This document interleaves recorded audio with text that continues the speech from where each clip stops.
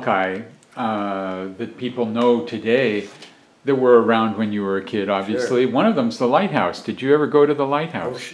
Very seldom. It was a Coast Guard installation. It was fenced. You couldn't, they had visiting hours, I think, on the weekend, but it was about 1.33 miles from my house to the lighthouse, and the beach is no good and still isn't any good south of the lighthouse. And so we never wanted to go there anyway. It was so nice to come up and play in the deep sand here at Alki Beach and at the field house. And I spent, from the time I was 12 years old, Boy Scouting and taking part in athletics at the field house and Alki Playfield. And the tennis courts in the winter became not an ice rink, but a skate rink, and we played hockey on roller skates there, and that was always very popular. There'd be sometimes game with 25, 30 kids in it, all whacking at each other. And go ahead. Another thing that people don't really realize today, but you certainly lived growing up, was that Alki was truly a business district. You had a grocery store, you had a pharmacy, you had Charlie Ritchie's Seaside Pharmacy. Can you just take us on a little tour of Alki Avenue, the business district, when you were a kid? Okay. Walking southwest from my home on Alki Avenue, the first half mile was just single houses. Came to the turn, then you're at Alki Beach, and that was always taken care of by the park department and had a very nice beach area that was a real good place to get your feet cut, because there used to be a lot of drinking in the 30s at evening parties, and the beer bottles would get broken. So us kids would earn chevrons for our sweater by turning in 500 pieces of glass that we fished out of the sand with rakes. It was kind of a scout project, and you'd earn these things, chevrons, to sew on your sweater. They were green and yellow, as I recall. But after we made the turn and came into Alki proper, there was a gas station and an auto repair shop, which I noticed the auto repair shop is still there today. And then you got to a few small businesses. One was a snack bar. I don't know what the others were. Then you came to 59th, and then in 1936 the Spud came to Alki. And that was the best business that ever hit the place.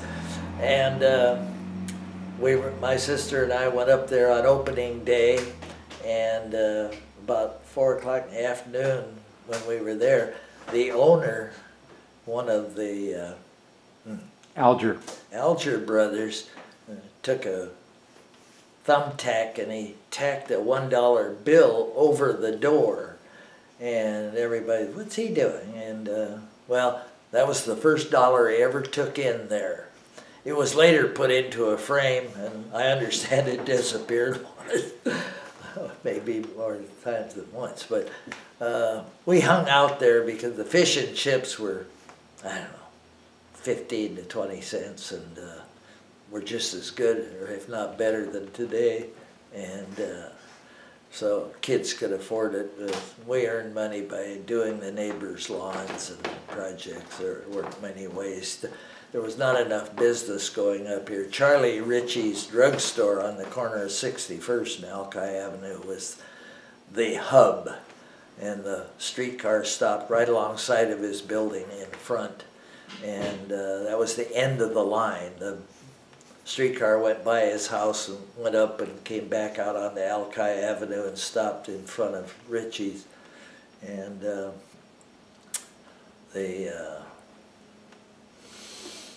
let's see, I can't remember whether there was a streetcar that went south on 61st. I think there was, and there was a bus zone on the east side of this building, or no, the log house restaurant building alongside the drugstore. And you could catch it, and it would go south to 61st and then up Admiral Way. So, yeah. What made Seaside Pharmacy, Charlie Ritchie's pharmacy, the hub? I mean, I've heard that he was called the mayor of Alki. Oh yeah. And why was that the hub? Well, I think because he was there so long, and he had two very personable women whose names I can't recall, but they were good friends of my mother. My mother was one of the few gals in Alki who always had an automobile, and she would drive up to Ritchie's drugstore, and but I was always admonished not to hang around and be a loiterer. And I was always busy anyway, so it wasn't a problem for me. But kids like to hang out there because it was a junction point for the transit, and you met a lot of people coming and going. And then after the monument was put in with the replica of the New York City's the Statue of Liberty. Statue of Liberty was put on the. It was first down closer to the water and then moved up by the street on about 63rd here, and it drew a crowd. And then, of course, the beach was always a draw, just like it is today. Even in the 30s, we had all these rickety old cars coming out here, and big crowds at Alki. And it was a good business spot for some small businesses. On the opposite end of Ritchie's block was a very successful grocery that I didn't know the owner, but I knew kids that worked there, the Capilotto boys. I think even one of them may have been the owner of the grocery later, after we'd been out of school 30 years, but it was a good business. And the ferry from downtown used to come out and land halfway between 61st and Alki Point, and the old ferry was called the Cross Line, and we used to kind of time ourselves down the beach, because when the ferry was always very prompt on schedule, and we always knew what time it was, whether the ferry was in at the dock, because you know when you're out playing and you're going to get called in for dinner at 6 o'clock or something, if you look up the street you could tell when it was 6 o'clock or something, because the ferry had been there for 10 minutes, and as kids do. And but it was an interesting place. There was another big business area there on Harbor Avenue, which is short of the Alki proper, but there was a shipyard there. There was I worked for Howry's Boathouse for 1 or 2 summers, putting boats in and out of the water for fishermen that were renting equipment. And I know, standing on the docks down there at Howry's Boathouse, I'd go home, and at first I didn't know what the problem was, but I'd come home with a case of sea legs after standing on that floating platform and working, busy, not paying any attention to it. I'd go home and look in the mirror, and pretty soon I was a little back from it, and I was up to it, and I was still rocking like I had been. I'd put in a couple of hours on the float. And served me greatly later, because I've never suffered from motion sickness, and I flew in World War II, so it came in handy not to have that problem. So into your junior high and high school years, obviously you spent a lot of time up in the Admiral District and at James Madison and at West Seattle High School. what did Alki become when you were older? In other words, Well, would you want to spend more time at school, or did kids who went to Madison and West Seattle, did they want to come down to Alki because it was the beach? What? there wasn't that much exchange between the kids, and for me personally, I was involved in athletics in school, 3 sports at first, and I wasn't hanging around school. I was turning out, and then I had to give up my paper route to be able to play. And so when turnout was over and you were all muddy from football, for instance, you'd get in the shower and take your uniform off and stamp it up and down and in the shower and hang it up in the drying room. And it would be stiff the next day, but at least you could read the numbers on it. And but I didn't hang around on the avenue.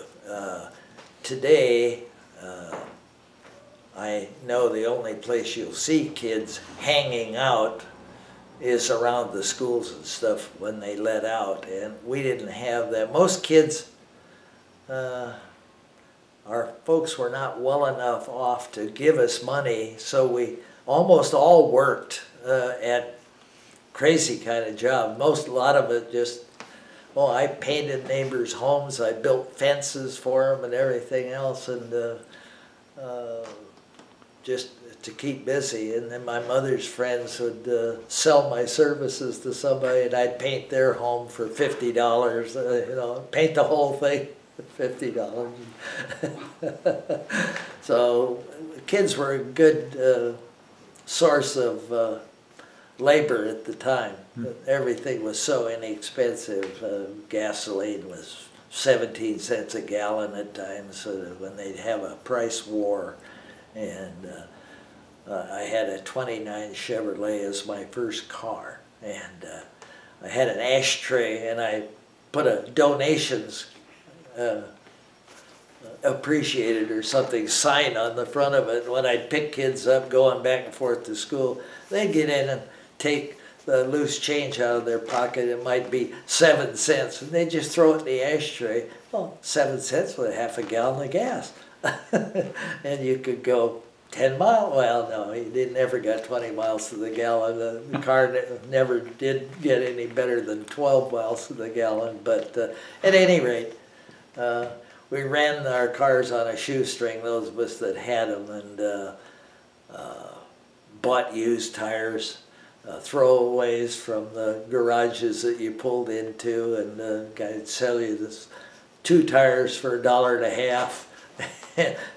I remember I was stalled once, I think it was 4 times in 1 week because of flat tires. And it was just because I was running on rags, as we call them. They're already worn out. But then when I got to making a little better wages, like for painting houses and things, well, I had enough money for gas. And a friend of mine and I applied to work at the West Waterway Lumber when school was out. When we were in high school, we were 16. Matter of fact, I don't think we were quite 16. And they hired us anyway. And I went down and worked a half a day. And then the boss or owner of the mill showed up and checked. He saw us working. And then we were on the green chain fishing logs out of the water with pike pole and dancing around in a very dangerous job. And so he fired us immediately and didn't even pay us. And when my dad came home from work that night, he said, well, how did work go today at the mill? I said, well, we got fired at noon when they found out we weren't 16. And he said, well, did they pay you? I said, no, they just said we couldn't work there.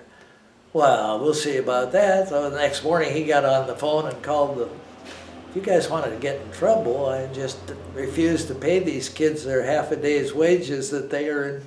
And so they paid us, and I had gas for a whole week. So, but little things like that. It was an interesting place to grow up. It was You learned life young. There was a lot going on in Alki all the time, and the facts of life just kind of were taught to you from experience and by experience and what was going on in the neighborhood. Alki was a great, fun place to grow up, and I loved to swim. I learned to swim from a neighbor, and then I was on the Alki swim team here at the playfield, or the, not the natatorium, the field house, which was across on the water side, you know. And Hess Viney was our swimming coach, and we never did very well at Green Lake in the city finals because we were swimming in fresh water, and we'd been training in salt water, and you're much more buoyant. Your arms were free and buoyant, and we'd set some pretty good times in practice.